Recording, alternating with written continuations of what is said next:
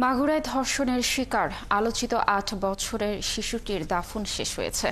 ২ দফা জানাজার পর বৃহস্পতিবার রাতে শ্রীপুরের সোনাইকুণ্ডীতে তাকে দাফন করা হয়।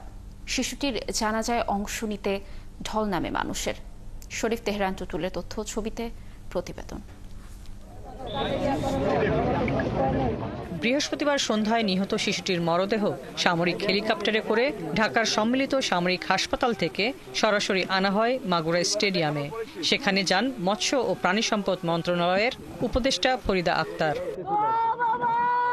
এখন ওর মায়ের পাশে, ওর পরিবারের পাশে দাঁড়ানো দরকার, আর মেয়েটা যেন সম্মানটা পায় এবং আর কোনো মেয়ে যেন এই অবস্থায় না পড়ে। এরপর অ্যাম্বুলেন্সে শিশুটির মরদেহ শহরের নোমানী ময়দানে নিয়ে যাওয়া হয়। সেখানে সন্ধ্যা ৭টার দিকে হয় প্রথম জানাজা। এতে ঢাকা থেকে গিয়ে অংশ নেন জাতীয় নাগরিক পার্টির উত্তরাঞ্চলের মুখ্য সংগঠক সার্জিস আলম সহ দলটির শীর্ষ কয়েকজন নেতা। তাদের সবাইকে গ্রেফতার করেছে এবং আপনারা জানেন যে ৯০ দিনের মধ্যেই পুরো বিচারিক কার্যক্রম সম্পন্ন করার জন্য ইতিমধ্যেই পদক্ষেপ নেওয়া হয়েছে। এশার নামাজের পর শিশুটির বাড়ি শ্রীপুর উপজেলার জারিয়া গ্রামের কাছে সোনাইকুণ্ডী সরকারি প্রাথমিক বিদ্যালয় মাঠে হয় দ্বিতীয় জানাজা।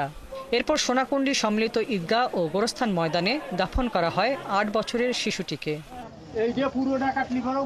শিশুটির মৃত্যুতে পুরো এলাকায় চলছে শোকের মাতম। শিশু, কিশোর, নারী, পুরুষ সহ নানা বয়সী মানুষ এ ঘটনার কঠোর শাস্তি দাবি করেন।